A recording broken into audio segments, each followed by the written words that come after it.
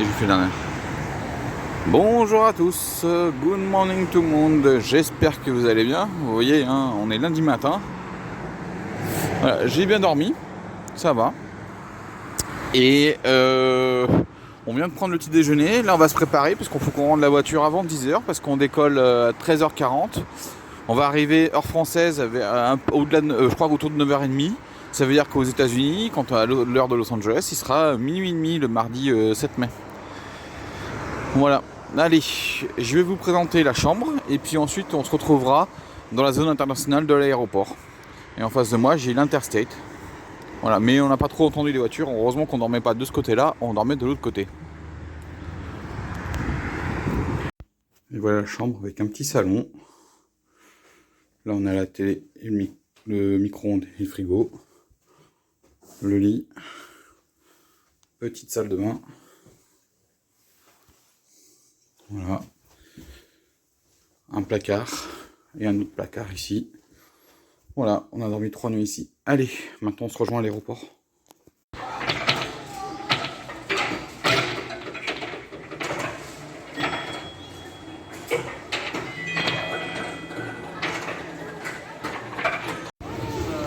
Voilà les amis, on est dans la zone internationale de l'aéroport. Donc on a mis un peu plus d'1 heure pour faire toutes les démarches, c'est-à-dire rendre la voiture, checker que tout était ok pour la voiture, ensuite le bus pour nous amener à l'aéroport. Attention, dans quelques mois ou années, je crois que je sais pas si c'est à la fin de l'année ou début de l'année prochaine ou l'année prochaine, ça passe en train. Voilà, il y aura une liaison train qui va être fait. Et puis ensuite, oui, il y a un petit train qui va se faire et ensuite il y aura un seul endroit pour louer toutes les voitures. Mais ça, c'est pour bientôt. Et puis ensuite, comme d'habitude, hein, l'enregistrement des bagages, l'enregistrement, récupération du billet d'avion.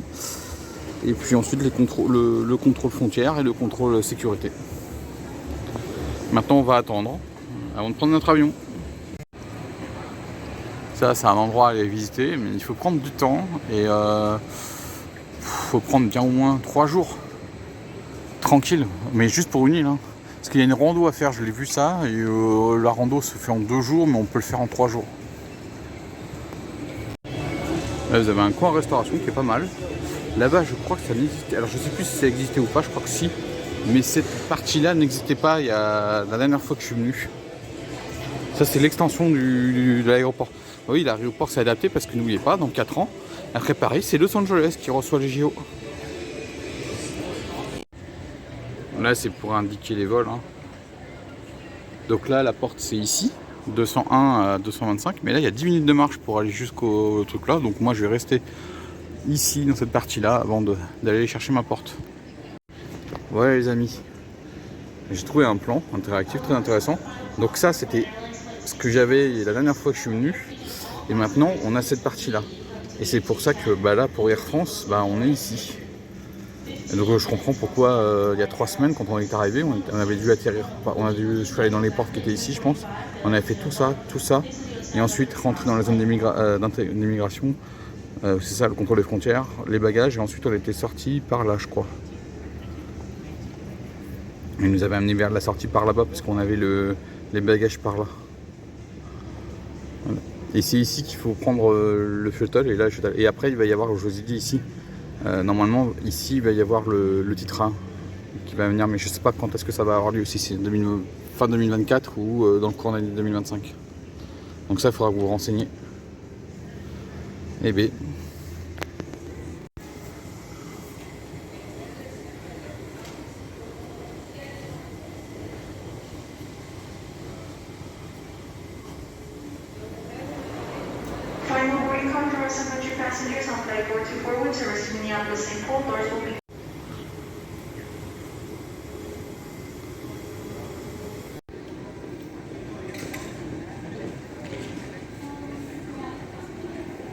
Donc quand on est arrivé il y a 3 semaines, on est arrivé ici, on a pris le couloir qui est en haut, mais alors c'est un terminal pour aller jusqu'à le contrôle de frontière. Oh là là.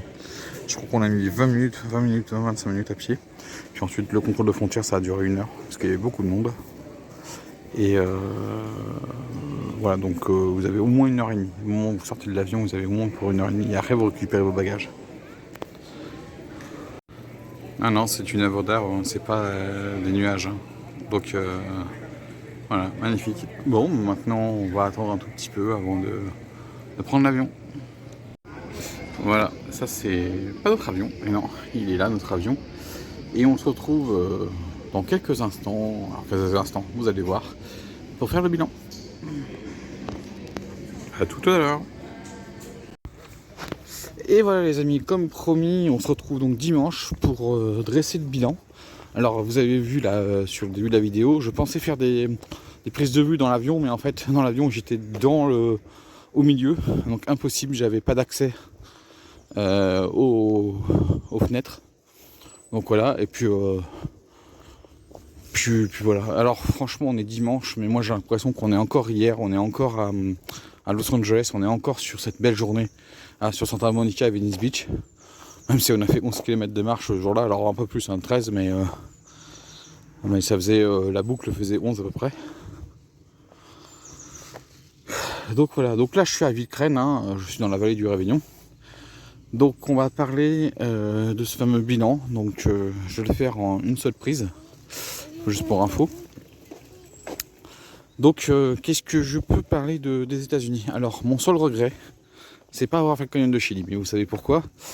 Par rapport à ce qui s'est passé. Donc c'est un petit peu mon seul regret. Sinon tout le reste du voyage, c'était vraiment superbe.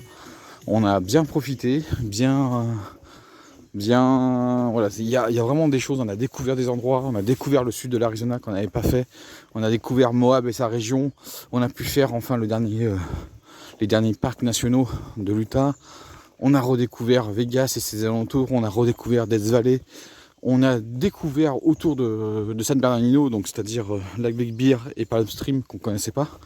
Et franchement le Lac Big Bear, c'est superbe quand vous êtes hors saison et que vous voulez utiliser, ou même pas Spring, comme point voilà, comme petite journée pour se reposer avant de retourner sur Los Angeles. Concernant quelques informations. Alors, pour conduire, il n'y a pas de souci, vous partez avec votre permis de conduire. Les loueurs après vont scanner votre permis. Il n'y a pas forcément besoin du permis international. Concernant la façon de conduire, alors ça c'est cool, il n'y a pas de problème. Juste pour information, quand vous êtes sur une interstate ou une voie à 3 voies, en règle générale, vous pouvez doubler soit par la droite, soit par la gauche, parce qu'en fait les gens gardent leur fil. Ils sont pas comme en France où on doit se rabattre sur la droite. C'est pas la même logique. Chacun prend une file et puis tu restes sur ta file. Les limitations de vitesse, elles sont assez respectées, mais on s'est quand même fait doubler au-delà des limitations de vitesse. Concernant les feux tricolores, faut faire attention, mais c'est vrai que je sais pas si j'ai montré, mais au niveau des carrefours, les feux se situent après le carrefour. C'est pas comme en France où le feu se trouve avant le carrefour. Là ça se situe après le carrefour, donc il faut faire attention. Et enfin la petite particularité de l'Ouest américain, on l'a vu dans tous les états qu'on a fait, quand vous voulez tourner à droite avec un feu rouge, vous pouvez le faire, mais il faut être sûr qu'il n'y a pas de piétons et il n'y a pas de voiture qui arrive sur la gauche, de véhicules qui arrivent sur la gauche. Là, on a des bernages du Canada avec 2 petits qui sont juste là. Et oui, espèce invasive. Là, ils vont essayer de me regarder. Hop, ils vont essayer de protéger les 2 petits. Donc, c'est un couple qui vient récemment, qui vient souvent. Là, je sais qu'une fois, on a eu 6 petits. Là, on a 2 petits. Peut-être qu'il y a eu d'autres, mais j'étais pas là pour voir. Peut-être certains sont décédés. Tiens, il y a une poule d'eau là-bas. Voilà, donc ça c'est la conduite, franchement très cool. Point de vue météorologique, donc, comme vous avez pu voir, il fait chaud dans le désert. Dès que vous êtes en montagne, on était à la limite de la fin hivernale en fin de compte. Vous avez bien vu, il y a encore resté de la neige à plus de 1000 mètres d'altitude. Donc c'est pour ça qu'au niveau vestimentaire, il faut prendre des vêtements estivales et des vêtements hivernales si vous voulez aller aux États-Unis au mois d'avril. Parce que là j'y étais au mois d'avril avec début mai.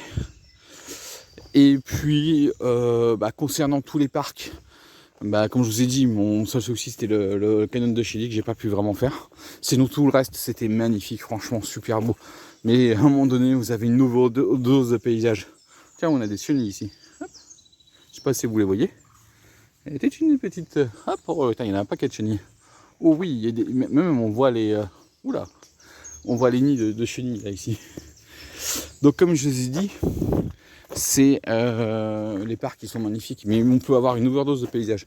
Alors comme c'est la énième fois que je viens aux États-Unis, je peux vous dire qu'à un moment donné, mais il y a encore plein de choses à faire. Ah ouais, largement, il y a plein de choses à faire.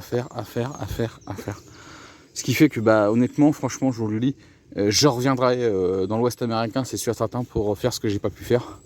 Et visiter ce que j'ai pas pu visiter et faire même des randonnées dans les parcs que j'ai déjà visités, parce que voilà quoi, 3 semaines c'est court, hein, et vous avez vu ce qu'on a fait. Alors au niveau kilométrage, hein, on a fait un peu plus de 6500 km, hein, et on a fait 102 heures de conduite à peu près. Donc c'était juste pour vous donner une heure d'idée, on a conduit 35 heures par semaine, hein. Voilà.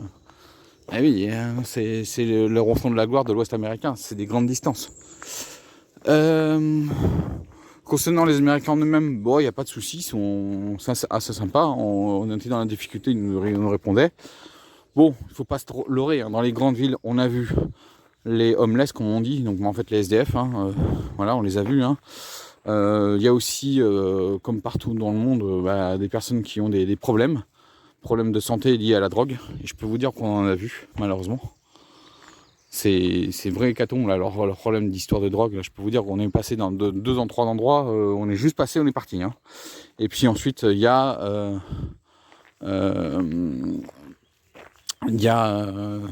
d'autres situations aussi. Mais ça, bon, voilà quoi, il faut vivre avec. Concernant les coûts, alors, comme je vous ai dit, nous on a fait un dernier voyage aux États-Unis, c'était avant le Covid. Depuis le Covid et la crise de l'Ukraine, entre Ukraine et Russie, franchement, les prix aux États-Unis, ça a vachement monté. Par exemple, le prix de l'essence en Californie, c'est passé 3 à 5 $. On s'est même monté à 7 $ dans la Death Valley. Donc, moi, je vous déconseille de faire le plein à Death Valley ou juste à faire un complément de plein. Mais voilà, tiens, concernant le plein, il faut savoir que soit vous payez en cash, soit vous payez en crédit carte. Mais si vous payez en crédit carte, c'est plus cher que si vous payez en cash. Donc, la solution, c'est d'aller sur un distributeur automatique, par exemple Bank of America. Vous retirez de l'argent, alors certes il y a des frais de commission, mais il n'y en a pas, c'est très léger, et vous payez en cash l'essence. Comme ça, voilà, vous mettez au niveau de la pompe, vous allez voir le préposé, vous lui dites voilà, moi je veux pour 60 $ faire le plein de mon truc. En règle générale, maximum vous mettez 15 gallons dans le réservoir de la voiture. Et voilà, et puis si vous n'avez pas dépensé les 60 $, il vous rend la monnaie. Si vous avez fait 60, vous faites les 60 et puis vous refaites le plein un peu plus tard. C'est pas un souci, hein. En gros, il faut faire les pleins tous les 2 à 3 jours, hein, suivant ce que vous faites. Donc j'ai parlé de la voiture, tout ça compagnie, de la météo, des parcs qui sont magnifiques. Les villes, sont les villes. C'est vrai que Phoenix, on n'est pas resté longtemps. Tucson, on n'est pas resté longtemps. Los Angeles, c'est Los Angeles. Et San Diego, j'avais déjà visité une partie de la ville, mais franchement voilà. Le parcours qu'on a fait de 3 semaines, honnêtement, franchement, si c'était à refaire, je le referais en 6 semaines. Pour faire plus de temps. Par exemple, Moab, je serais resté 4 jours. Hein. Là, franchement, 4 jours sur Moab. Putain, je sais même pas s'il y a des grenouilles dans le coin. Ah si, vous entendez? Hop là. Voilà, c'est... Non, c'est... Voilà, je vous dis, c'est difficile de dire dormir dedans. Parce qu'en fait, par rapport à ce que vous allez faire, les activités que vous allez faire, la manière dont vous allez prendre votre réservation. Par exemple, là, j'ai pas parlé, mais les hôtels, franchement, ils ont pris entre 30 et 50 € de plus. Là, sur des motels pas trop chers qu'on avait vu à l'époque. On avait payé 80-90 € à l'époque. Il y a juste avant Covid, maintenant, c'est autour de 130-140 €. Vous voyez un peu. Je vous l'ai dit, Death Valley, on avait payé 280 €. Il y a 10 ans, on avait payé 170. Ça avait pris 100 € d'écart. Donc, Voilà, c'est l'Ouest américain, c'est cher. Faut pas le leurrer, c'est très cher. Alors, ce qui fait que financièrement, vous voyez le réveillon là, ben, je vous le dis, il a vachement plu, alors que nous, pas trop. Le budget qu'on a, c'est par personne et c'est sur 3 semaines. Donc on a estimé la moyenne, parce qu'on entre aussi avec nos propres, parce qu'on a eu les trucs personnels, ça nous a coûté 3500 € par personne pour 3 semaines de voyage. Donc c'est juste pour vous donner une ordre d'idée. Honnêtement, vous pouvez faire beaucoup moins ou un peu plus, ça dépend après de ce que vous voulez faire. Parce que nous on a certaines activités ou certaines visites qu'on n'a pas faites. Mais par exemple, si vous prenez une demi-journée avec le quad à Moab, ou le rafting à Moab, ou un survol en hélicoptère, de tout ça et compagnie, bah, ça vous rajoute. Nous, la grosse activité qui a été le plus cher, ça a été le train du Rango. Mais ça, c'était un cadeau de... C'était... voilà quoi, c'est... Parce que ça, on l'avait prévu. On était allé à Durango exprès pour faire le train. Et franchement, le train, c'est superbe. Franchement, il faut le faire. Hein. Si vous êtes dans le coin, moi je vous le conseille. C'est ce qu'on appelle le fauchage différencié. Hein.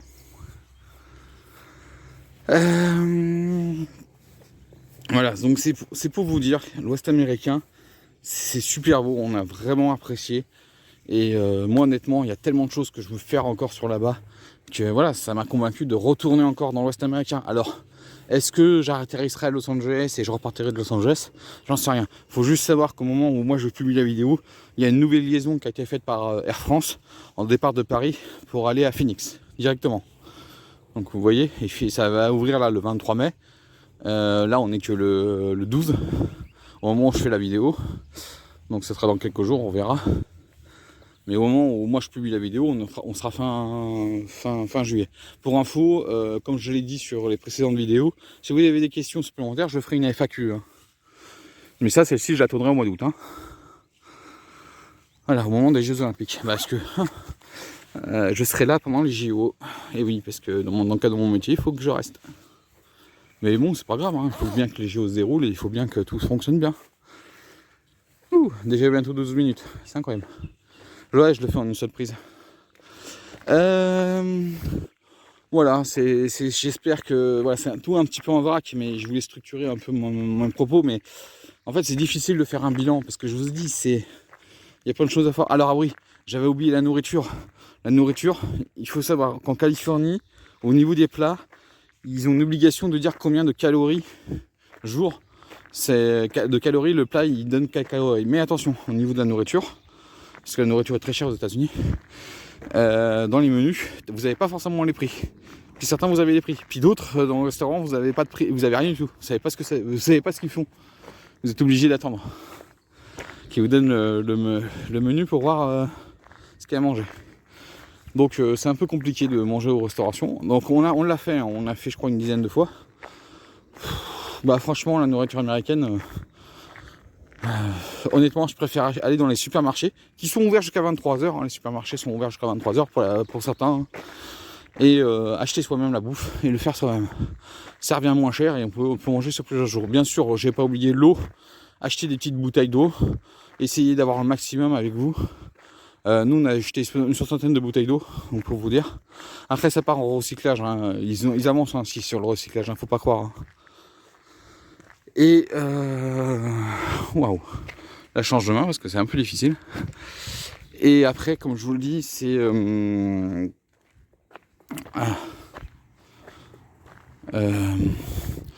voilà, nourriture, voilà, je préfère. Après, bon, un bon burger, on a trouvé un très bon burger, c'est à Torrey, franchement, c'était un food truck.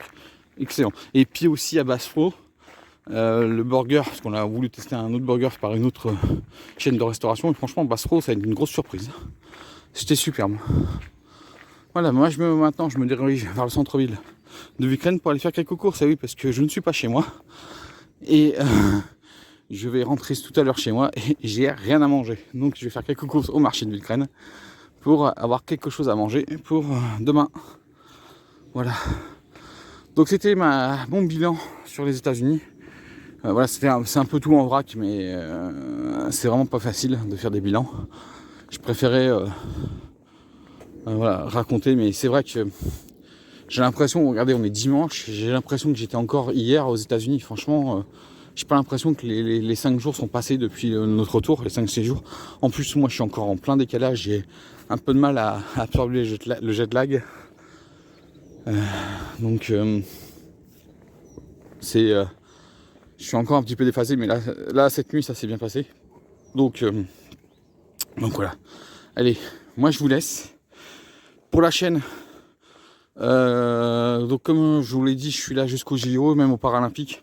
Donc ça va être Paris, sa région, principalement. Là, les nouvelles vidéos qui vont sortir. Et puis ensuite, au mois de septembre ou au mois d'octobre, là, je serai plutôt sur ma seconde chaîne. Oui, parce que comme vous le savez, je fais Compostelle. Donc là, je devrais repartir pour une semaine, avant de faire 2 semaines l'année prochaine. Et peut-être à cette période de l'année.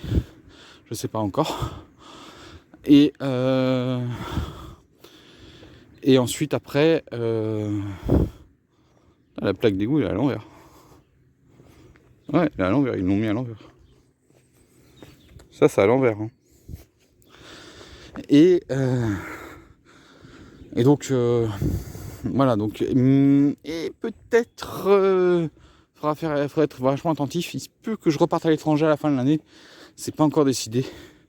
Faut que je vois ça avec ma direction pour que je puisse avoir 2 semaines de congé pour partir à l'étranger. Mais c'est possible que je refasse un autre voyage. Voilà, donc comme je rappelle, 3500 € par personne pour 3 semaines de voyage. Mais bien sûr, voilà, on est parti 3 semaines. Hein. Donc, ce qui fait à peu près un peu plus de 1000 € par semaine. Pour donner une ordre d'idée. Pour pouvoir s'organiser si un jour vous voulez aller dans l'Ouest américain. Allez, moi je vous laisse. Je vous dis ciao. Et à la prochaine.